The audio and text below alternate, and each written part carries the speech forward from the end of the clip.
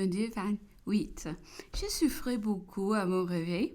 J'ai voulu me mettre les pieds dans l'eau. Impossible de m'en procurer. Je cite ici que peu que l'on comprenne, si l'on peut, notre véritable situation à Longwood. L'eau, en général, y est assez rare. Mais depuis quelque temps, cette rareté a singulièrement augmenté et c'est une grande affaire aujourd'hui que de pouvoir procurer un bain à l'empereur. Nous ne sommes pas mieux sous tous les autres rapports de sécurité médicale. Hier, le docteur parlait devant l'empereur des drogues, d'instruments, des remèdes nécessaires, mais à chacun d'eux, il ajoutait malheureusement, il n'y a point dans l'île. Mais, lui a dit l'empereur, en nous envoyant ici, on a donc pris l'engagement que nous nous porterions bien et toujours. En effet, les plus petites choses et les plus nécessaires manquant.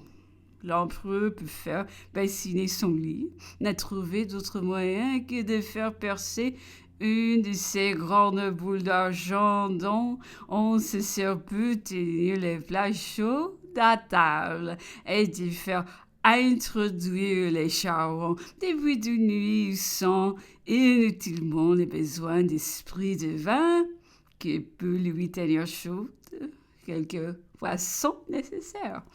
L'empereur continuait de souffrir toutes les jours. Ses joues demeuraient très enflées, mais la douleur était moins vive. Je l'ai trouvé près du feu lisant les guerres de Gaulois en Italie par Servin. Et lui donnant l'idée de quelques additions à nos chapitres d'Italie, si précieux pour le métier, il a fait venir la carte de ce pays.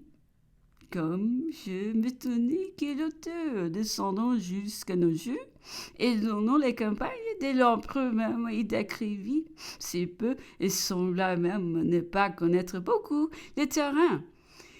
C'est qu'il n'aura pas couru, disait l'empereur, sans les connaître, et n'aurait peut-être pas su les deviner, même en les voyant, tandis que les génies des grandes entreprises et les grands résultats consistant surtout dans l'art de les deviner, même sans l'avoir vu.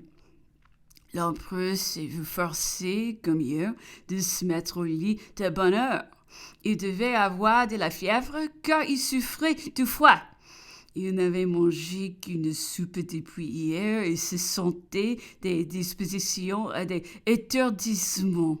Il trouvait son lit mal fait, les couvertures mal rangées, rien n'allait, disait-il, et il a essayé de faire recommander le tout tant bien que mal, remarquant à ce sujet que tout ce qui l'entourait n'était calculé que sur la bonne santé et que chacun se trouverait sans expérience et sans doute bien gauche s'il venait jamais à être sérieusement malade.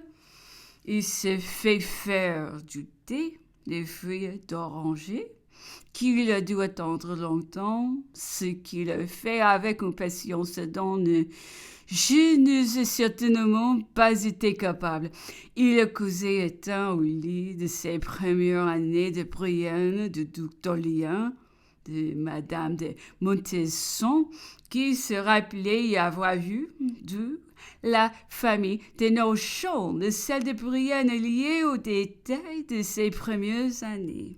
Une fois à la tête du gouvernement, disait Napoléon, Madame de Montesson m'avait fait demander à pouvoir prendre le titre de duchesse d'Orléans, ce qui m'avait paru extrêmement ridicule.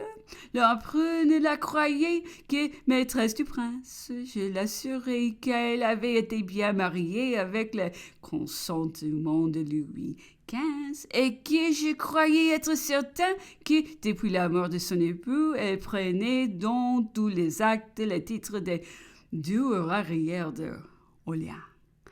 L'empereur disait avoir ignoré cette circonstance, mais encore dans ces cas, se fit-il, qu'avait à dire et à faire le premier consul. Aussi était ce toujours-là ma réponse aux intéressés qui ont été un peu satisfaits. Mais devais-je prendre tout aussitôt les irrégularités, les ridicules de la vieille école?